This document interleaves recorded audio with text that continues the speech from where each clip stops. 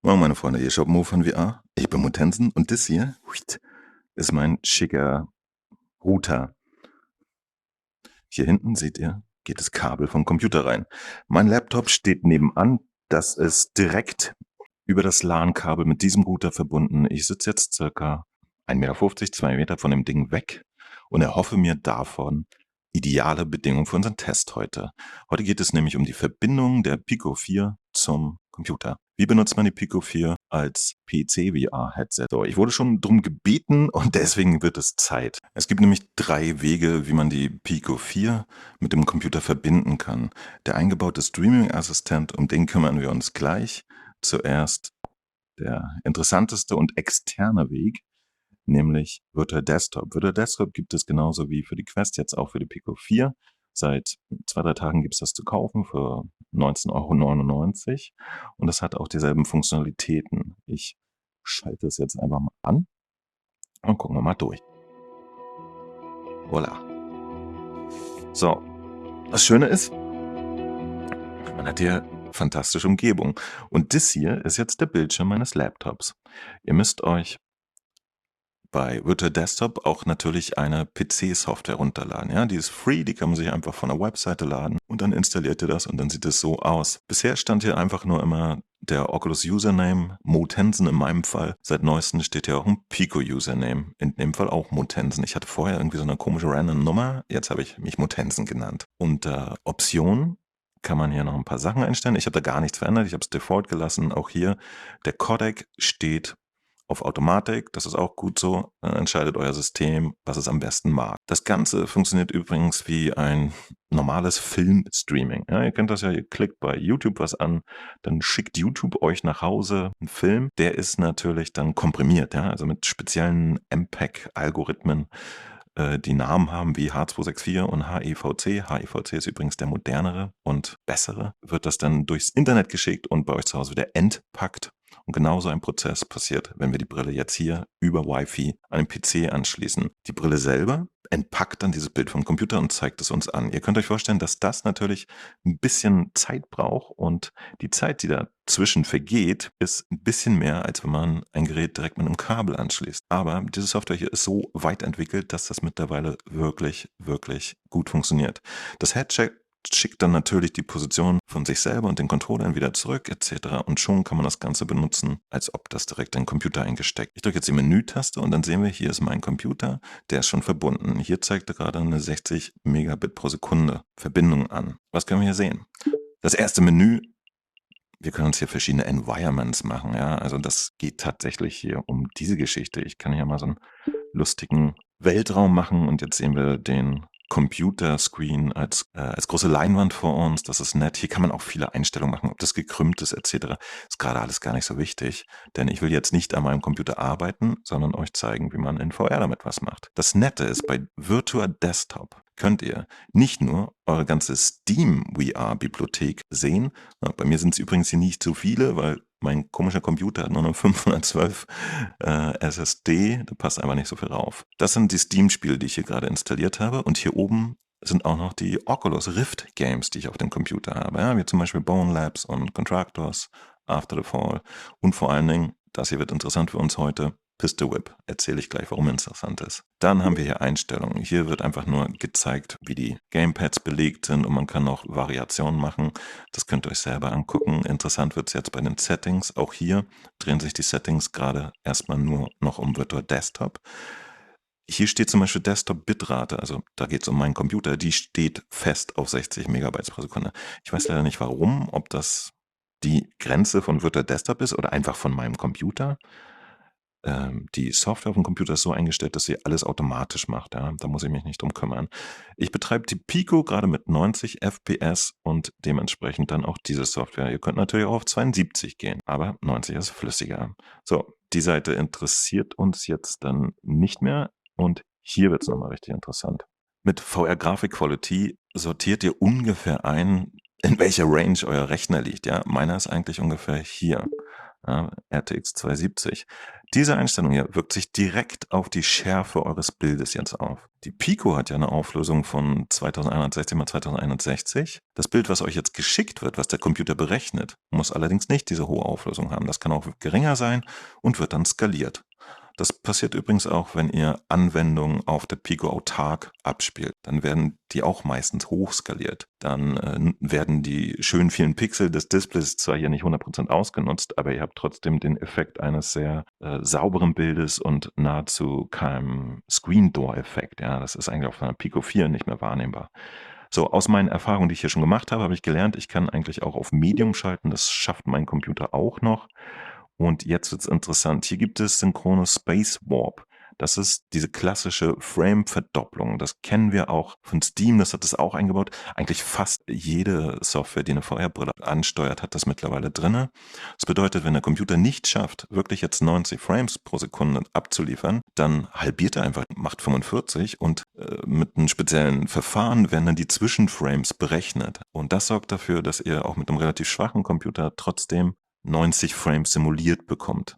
Ist okay. Hier geht es um die Bitrate, also die Bandbreite, die ihr geschickt bekommt. Ich stelle das mal hier auf 80, denn bei meinen Tests, die ich bisher gemacht habe, habe ich herausgefunden, dass das eigentlich bei mir ein sehr klares, gutes Bild ergibt. Man kann dann auch noch das ganze Bild schärfen, denn wie gesagt, es ist kein Bild, was direkt durch ein Kabel kommt, also wie man das kennt auf einer kabelgebundenen VR-Brille. Es ist ein Stream, wie bei YouTube. Es geht hier um Datenkompression. Ja? Wenn man die Bandbreite sehr hoch wählt, dann ist das Bild sehr gut. Wenn man alles sehr tief wählt, dann ist das Bild vielleicht schneller und latenzfreier, aber dafür kann man dann so Artefakte sehen. Ihr kennt das vielleicht von, wenn ihr mal eine komische Handyverbindung habt oder so, dann sieht das Video einfach ein bisschen bröselig aus. Genau dasselbe hier. Alright, das sind die Einstellungen. Damit könnt ihr rumexperimentieren. Ja, hier gibt es wirklich immer sehr viel zum Experimentieren. Da ich jetzt einen expliziten Latenztest machen möchte mit einem Spiel, das sehr wenig Performance braucht, schalte ich synchrone Space Warp absichtlich aus. Und jetzt machen wir unseren ersten Test. Ihr müsst nämlich dazu wissen, dass ich Pistol Whip gesuchtet habe wie verrückt. Das ist ein Spiel, das habe ich gespielt wirklich auf super Highscore und vor allen Dingen auch auf verschiedenen Systemen.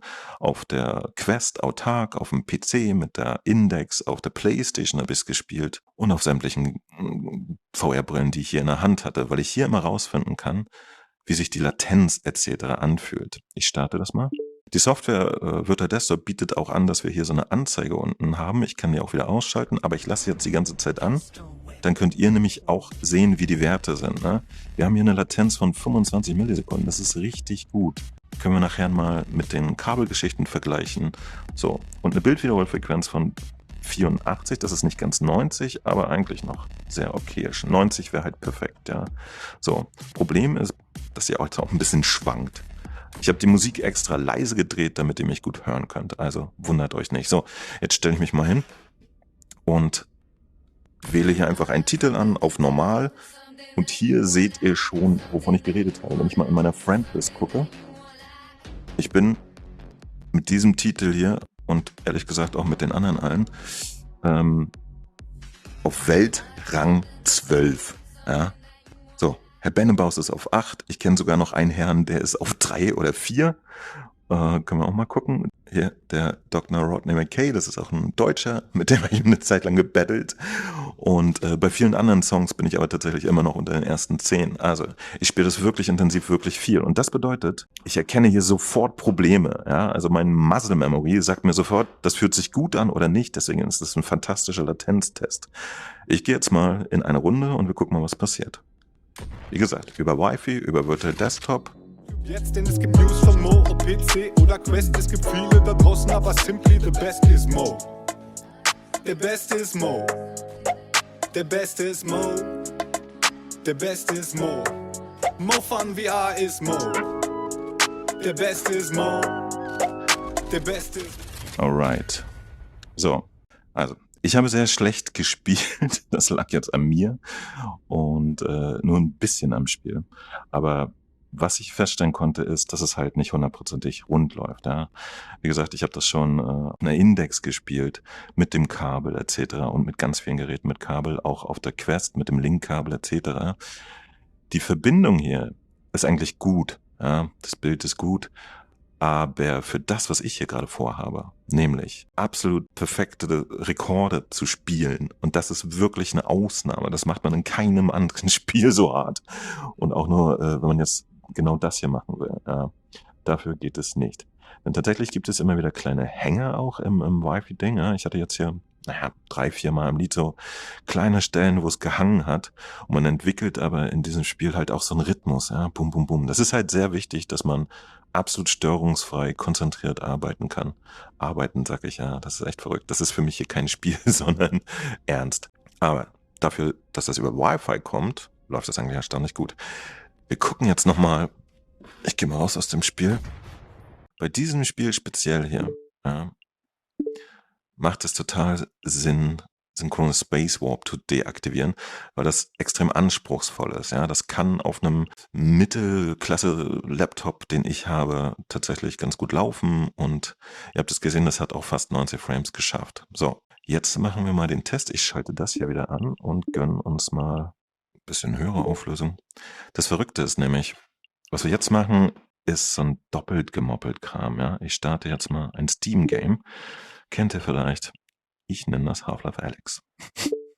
Ich habe übrigens auch Pistol Whip für Steam. Ich habe das mal gegeneinander getestet, ob die Rift- oder Steam-Version besser läuft. Ich hatte das Gefühl, dass sogar die Steam-Version ein bisschen weniger Latenz hat. Aber generell ist ein Wert von 24 oder was wir eben hatten, wirklich eine gute Latenz. Der Witz ist, wir haben hier immer noch die Anzeige von Virtual Desktop, die zeigt fette 90 Frames pro Sekunde. Stimmt aber nicht. Ich sag euch gleich warum. Das Schöne an Half-Life ist nämlich, obwohl es das quasi beeindruckendste Spiel auf dem PC ist für VR, ist es auch eins der genügsameren. Ja? Half-Life ist tatsächlich so krass optimiert, dass man damit auf einem Mittelklasse-PC, wie ich ihn habe, wirklich gut spielen kann. So, ihr seht es, ich habe hier eine recht hohe Framerate von 90. Witzigerweise habe ich aber auch, jetzt wurde ja Steam VR gestartet. Ich hoffe, das könnt ihr jetzt sehen. Hier eine Anzeige von FPS VR, und der zeigt mir an, dass die Frame-Verdoppelung, ja, also dieses synchrone Space Warp aktiv ist. In Wahrheit habe ich nur noch 45 Frames pro Sekunde. Netterweise zeigt er mir auch an, was für eine echte Auflösung wir gerade fahren. Passt mal auf. 2232 mal 2230. Das ist nur ein wenig über der physikalischen Pixelauflösung. Und das ist eigentlich noch gar nicht so gut. Also das könnte durchaus besser sein. In Steam VR wiederum, und jetzt wird das tatsächlich so ein bisschen schwierig. Ich mache mal das hier kurz weg. Kennt ihr das ja? Ja? Hier kann man bei Video, da steht jetzt bei mir das auf automatisch. Hier könnte ich jetzt eine höhere Subsampling einstellen. Ja, normalerweise macht man mindestens, würde ich mal behaupten, 120 oder so. Das wäre in dem Fall 3180 mal 3081. Und dann wird das Bild insgesamt ruhiger. So, ich will jetzt hier heute nicht auf diesen ganzen Krempel auch nochmal eingehen, weil es auch wirklich eine endlose, nervige Wissenschaft ist. Müsst ihr einfach mal so hinnehmen. So, und deswegen kommt es jetzt aber bei der relativ hohen Auflösung, die ich habe, noch so ein bisschen zu unruhigen Kanten, ja, aber das ist schon auf sehr hohem Niveau, und Half-Life könnte ich jetzt hier einfach unproblematisch spielen. Ich kann auch mal hier die Latenz ein bisschen austesten. Ja. Oh, schon alle. So. Fühlt sich eigentlich auch sehr direkt und sehr gut an, ja, also macht einen guten Eindruck. Grafik ist schön, aber wenn ich mich drehe, ja, da sieht man so ein bisschen den Space Warp Effekt, da kommt es mal so ein bisschen zu Distortions. Aber wie gesagt, das ist eigentlich gut spielbar. Ja? Also, was mich auch irritiert, denn jetzt kommt es. Ich habe das im Sommer gerade durchgespielt, nochmal, ein zweites Mal, und zwar auf der Quest 2, auf der Index und auf der Pico Neo 3 Link. Ja, also dasselbe Spiel und immer mal gewechselt. Immer mal mit einem da, mit einem da. Und merkwürdigerweise bin ich mit der Quest 2, also über deren Link-Verbindung, ja, ich habe es sowohl Wi-Fi als auch Kabel probiert, und mit der Pico Neo 3 Link. Auch hier habe ich über Wi-Fi und über Kabel probiert, und ich bin nie großartig über 60 Frames pro Sekunde rausgekommen. Also noch nicht mal mit der Verdopplung und so. Ich konnte es irgendwie nicht so wirklich, wirklich mega toll spielen. Auf der Index ging es dann so okayisch, aber da komme ich auch nie an saubere 90 FPS oder so. Ja. In dem Moment ist also das, was ich hier bekomme mit der Virtual Desktop Frame Verdoppelung, die 45 Frames, und hier tut er dann so, als wenn es 90 sind. Das ist tatsächlich spielbarer, als ich es bisher hatte mit den Geräten, die ich an meinen immer gleichen Computer angeschlossen habe. So, und das ist der Test. Jetzt muss man aber ganz klar auch eine Sache sagen bei diesen Wi-Fi-Geschichten.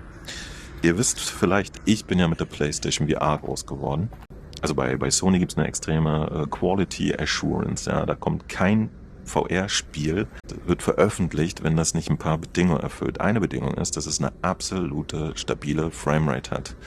Und auch wenn die PlayStation VR jetzt schon ein bisschen älter ist, die kann mit 60, 90 und 120 Hertz laufen und hat, nehme ich mal an, auch Algorithmen drin, die Frame-Verdoppelung oder sonst was machen. Auf jeden Fall hat man auf der PlayStation VR immer ein absolut stabiles Bild, absolut stabile Framerate und halt eine sehr gute Latenz. Das ist das, wo ich herkomme. Das ist das, wo ich mich 2, 3 Jahre dran gewöhnt habe, bevor ich überhaupt angefangen habe, auch mal andere VR-Brillen auszuprobieren. Und deswegen bin ich bei sowas auch sehr penibel. Das hier sieht alles wundervoll aus, aber wir haben jetzt zum Beispiel eine Latenz von 50, was ich eigentümlich finde, denn bei PistaVip hatten wir weniger. Hier diese Anzeige sagt mir nichts über Latenzen. So, und das ist etwas zum Beispiel, das ich spüre. Dass das Bild hier nicht nativ aus dem Kabel kommt, das merke ich trotzdem. Auch wenn es sehr gut ist und dass die Latenz nicht 100% ist, merke ich trotzdem. Also für mich ganz persönlich wäre das hier immer noch nicht die Art und Weise, wie ich Half-Life und PistaVip am Ende des Tages spielen wollen würde. Aber das gilt auch sehr, sehr speziell für mich. Ja? Also für 90% von euch da draußen ist das hier wahrscheinlich vollkommen Knorke und richtig gut. Ja, für alle Leute, die nie was anderes erlebt haben, als zum Beispiel über Wi-Fi mit einem Computer verbunden zu sein, für die wird das hier ganz wundervoll sein. Ja? Und auch ich, wie gesagt, ich könnte es jetzt so durchspielen, aber eines Tages würde ich gerne Half-Life Alyx dann auf der PlayStation VR 2 in der finalen und Endversion spielen.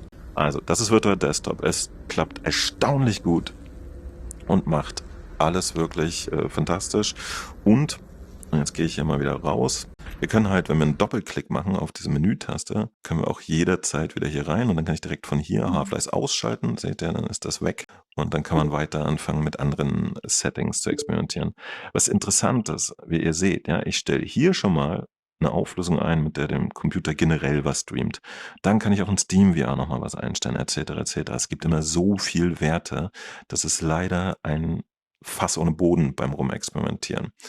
Aber ich glaube, jetzt habe ich euch grundsätzlich gezeigt, was Virtual Desktop macht und wie meine Empfindungen sind, wenn ich jetzt in Virtual Desktop Spiele benutze. Ja, nochmal kurz zusammengefasst, sowas absolut Extremes wie PistaVip würde ich niemals über Wi-Fi spielen. Ja, einfach so. Wenn ich einen einzigen Einbruch habe innerhalb von 4 Minuten, also innerhalb eines Songs, dann stört das mich total, meine Konzentration etc. Das ist auch über Wi-Fi immer von der Tagesform abhängig. Ich fand, heute hat es sehr gut funktioniert. Ich hatte auch schon einen Tag, da hatte ich richtige Hänger drin, wo die Musik dann wirklich so macht und so. Ja, das ist absolut tagesformabhängig. Alle Spiele, die nicht so extrem sind, kann man eigentlich wundervoll spielen. Ja, gerade wenn ihr eher so langsame Sachen spielt und so, dann geht das. Ich persönlich merke immer noch, auch bei einer geringen Latenz von 20 oder 50 merke ich immer noch was. Aber da bin ich auch sehr speziell. Das werden die meisten von uns eigentlich nicht mitkriegen. Gut, jetzt wisst ihr erstmal alles über Virtual Desktop. Sagt Bescheid. Wie gesagt, hier ist auch das jetzt für jeden der Raum was raussuchen, was ihm passt. Wenn ihr sagt, ach du weißt du, flüssige Framerates sind mir eigentlich nicht so wichtig, stellt den ganzen Quatsch auf 72. Ja, dann hat der Rechner nicht so viel zu tun. Dann könnt ihr dafür einfach hier zum Beispiel auf Ultra stellen. Oder ihr habt eine 4090, dann geht's natürlich sowieso. Und dann ist das Bild schärfer und so weiter und so weiter. Ich habe auch schon tatsächlich Spaß, das habe ich mal ausprobiert mit No Man's Sky. Das hochauflösendste Bild zu haben, dafür dann aber gar kein Anti-Aliasing einzuschalten und so, ja. Also es gibt so viele Möglichkeiten zu experimentieren, bis man den Wert findet, der einem selber am meisten Spaß macht, da dürft ihr euch selber austoben. Und jetzt gucken wir uns mal an, was der Streaming-Assistent macht. Danke für die Aufmerksamkeit. Entschuldigung, aber nee, machen wir doch nicht. Es ist mittlerweile abends, ihr seht es. Was ist passiert? Ja, so ein Video zu schneiden kostet auch noch Zeit. Ich habe jetzt gemerkt, dass wir schon bei 20 Minuten sind und tatsächlich meine anderen Tests haben jetzt auch noch mal locker 20 Minuten gedauert. Dieses Video würde einfach zu lang werden. Ja, das kann sich keine Sau mehr angucken. Also machen wir Folgendes, wir machen 2 Teile. Das ist jetzt der erste Teil gewesen mit dem Virtual Desktop an der Pico 4. Muss euch erstmal genügen, der war jetzt sehr ausführlich und den Rest kriegt ihr dann in den zweiten Teil. Ich kann schon spoilern, da ist auch gar nicht mehr so viel los, denn über Wi-Fi mit dem Streaming Assistance der Pico 4 habe ich überhaupt nichts erreicht. Ja, ich habe da eine komische Bilddistortion, die kann man so zurzeit gar nicht benutzen. Verrückt. Über das Kabel ging's geil. Ja, also über das normale Linkkabel, ja, ich habe tatsächlich mein gutes altes Oculus Linkkabel, 99 € hat das gekostet, oder waren es 79, 99, genommen und angeschlossen. Damit ging es ziemlich geil. Man hat aber bei der Streaming Assistant Software nicht besonders viele Möglichkeiten, irgendwas einzustellen. Die höchste Auflösung, die es gibt, die gibt es einfach und die ist bei weitem nicht so scharf wie das, was man bei Virtual Desktop alles einstellen kann. Aber ansonsten läuft das da tatsächlich cool, ja, Latenzen und so, alles cool.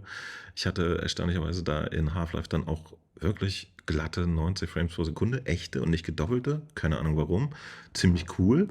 Das macht die Software gut, aber ihr seid da begrenzt, ja. Die Auflösung kann einfach nicht höher gestellt werden, selbst wenn ihr wolltet. Ich weiß nicht, wie das ist, wenn man noch einen schnellen Rechner hat. Vielleicht macht die Software irgendwas automatisch. Das gucken wir uns dann das nächste Mal an. Das sollte erstmal dieses Video gewesen sein. Ich hoffe, ihr konntet mit dem jetzt sehr viel anfangen. Ich habe versucht, alles reinzupacken, was ich darüber weiß. Ich würde mich super freuen, wenn ihr mir ein Däumchen unter das Video gebt, dann den Kanal abonniert, falls ihr solche Art von Videos zu schätzen wisst. Nicht zuletzt könnt ihr selbstverständlich, wenn ihr jetzt immer noch an der Pico interessiert seid und euch die kaufen wollt, die Pico 4, über die Links hier unter dem Video gehen, die führen direkt zu Bestware. Damit könnt ihr auch diesen Kanal supporten, denn ich bekomme da eine kleine Provision. Ja? Keine Panik, ist nicht viel, irgendwie 1, 2 € und euch kostet das gar nichts. Vielen Dank, bis dann, Tensimo von WA. Immer für euch da. Und jetzt werde ich, ja, es ist kurz vor 20 Uhr. Jetzt genieße ich mal den Rest meines Sonnabends. Vielen Dank. Ciao, Inga.